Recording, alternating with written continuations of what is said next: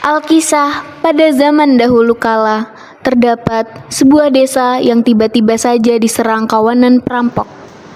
Kisah perampok menyerbu sebuah perkampungan tersebut merupakan bagian dari cerita rakyat yang berasal dari Provinsi Kalimantan Timur.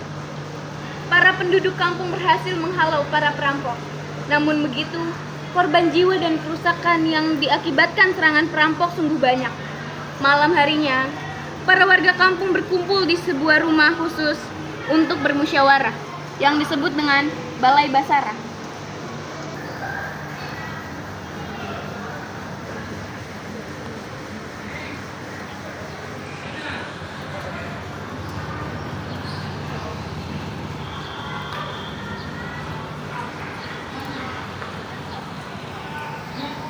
Sepertinya kampung kita sudah tidak aman lagi. Seorang warga desa yang bernama Nyapu segera memberikan usulan. Maaf para hadirin, kalau saya boleh mengusulkan, bagaimana jika kita tinggalkan kampung ini? Maaf Nyapu, tidak bisa. Kampung ini adalah tempat kita lahir, tempat kita ditumbuhkan. Tidak mungkin kita meninggalkan kampung ini. Iya, saya setuju. Kita tidak boleh meninggalkan kampung kita. Baiklah, kalau begitu izinkan saya dan istri saya pergi meninggalkan kampung ini.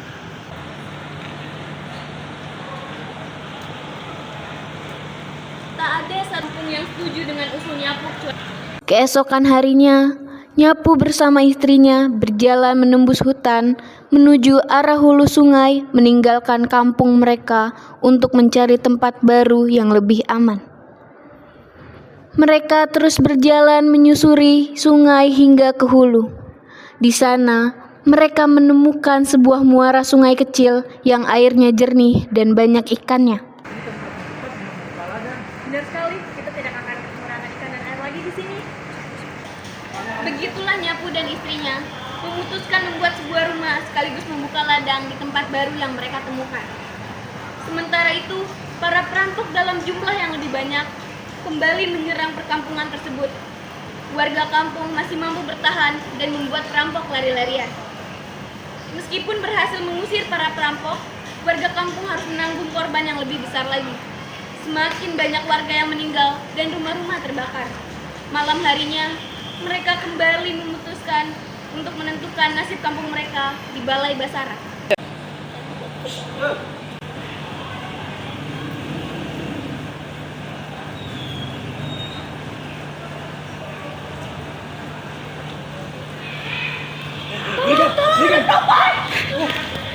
Hei, perampok, pencuri kamu! Saya sudah katakan, kampung ini tidak aman lagi. Baiknya kita pergi saja dari sini. Seluruh warga terpaksa meninggalkan kampung halaman mereka. Mereka berjalan menyusuri sungai ke arah hulu, menyusul Nyapu dan istrinya. Warga kampung akhirnya bisa bertemu dengan Nyapu dan istrinya. Para warga menceritakan kepada Nyapu banyaknya saudara dan tetangga mereka yang menjadi korban kekejaman para perampok.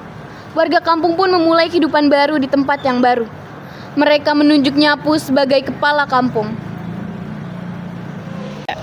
Beberapa waktu kemudian, istri Nyapu melahirkan seorang bayi perempuan. Bayi perempuan itu diberi nama Moret. Hingga belasan tahun kemudian, Moret menjadi gadis dewasa yang cantik dan cerdas.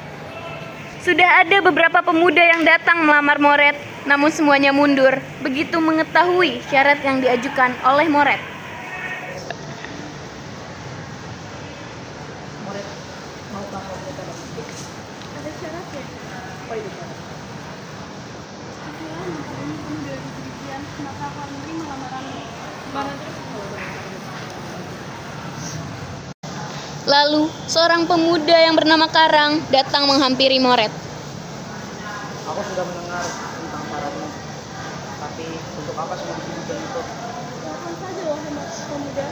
Jika kau berhasil mengumpulkan biji-bijian dengan batas waktu yang sudah kuberikan, maka akan memberitahumu untuk apa biji-bijian. Baiklah. Keesokan harinya, Karang pun segera masuk ke dalam hutan dan menemui seekor burung enggang untuk meminta bantuan. Burung itu tiba-tiba datang setelah Karang bersiul panjang.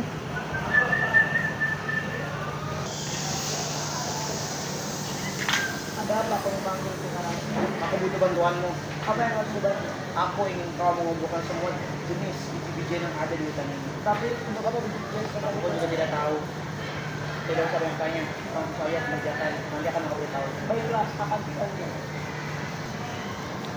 Ketika matahari mulai condong ke arah barat, keranjang bekas itu sudah penuh terisi biji dari berbagai jenis buah-buahan.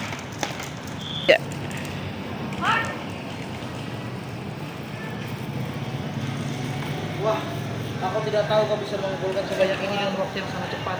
Kalau perkalian saja kecil. Terima kasih. Kalau begitu, jangan lupa ya, datang ke tempat pernikahanku. Baiklah, Karang. Setelah memastikan lumbung besar itu penuh dengan biji buah-buahan, Moret pun menerima lamaran Karang. Ini dia syarat yang kau ajukan untukku. Wahai Karang, karena kamu sudah memenuhi syarat yang aku berikan, aku akan menerima lamaranmu. Terima kasih. Terima kasih kamu sudah mengundangku. Makanan enak sekali. Dasar kamu tukang makan, sudah makan yang paling banyak, tapi pokoknya dikit banget. Wahai Karang, jadi itu berulang bantu kamu dalam mengumpulkan biji-bijian itu. Ya, begitulah. Tapi untuk apa sih biji-bijian itu? Biasanya soal pesta ini, nanti aku beritahu. Pesta pernikahan selesai dan berjalan dengan lancar. Karang pun kembali bertanya kepada Moret. Pesta sudah selesai. Sekarang beritahu aku untuk apa semua biji-bijian itu. Biji-bijian itu sebenarnya untuk semua warga di kampung ini. Aku ingin kampung ini penuh dengan pohon buah-buahan yang dapat dinikmati oleh semua warga. Wahai suamiku, sampaikanlah kepada semua warga untuk melakukan biji-bijian dan tanam dan ladang yang baik. Sungguh mulia hatimu seperti ayahmu, wahai istriku. Baiklah, akan aku sampaikan kepada semua warga. Lalu, Karang memukul kentongan di balai Basara untuk mengumpulkan seluruh warga kampung.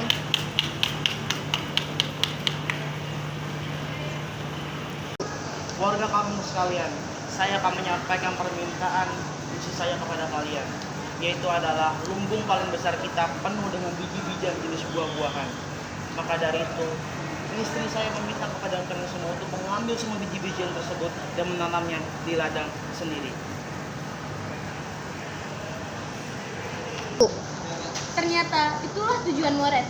Ia berharap ladang di kampungnya penuh dengan pohon buah-buahan sehingga bisa dinikmati oleh semua warga kampung. Beberapa tahun kemudian, biji buah-buahan yang ditanam warga kampung sudah menghasilkan buah-buahan yang matang dan siap untuk dinikmati. Buah-buahan itu kelak akan menjadi buah-buahan khas Kalimantan Timur seperti ihau, keledang, durian merah, kapul, tarak, maritam, rambai, dan wani.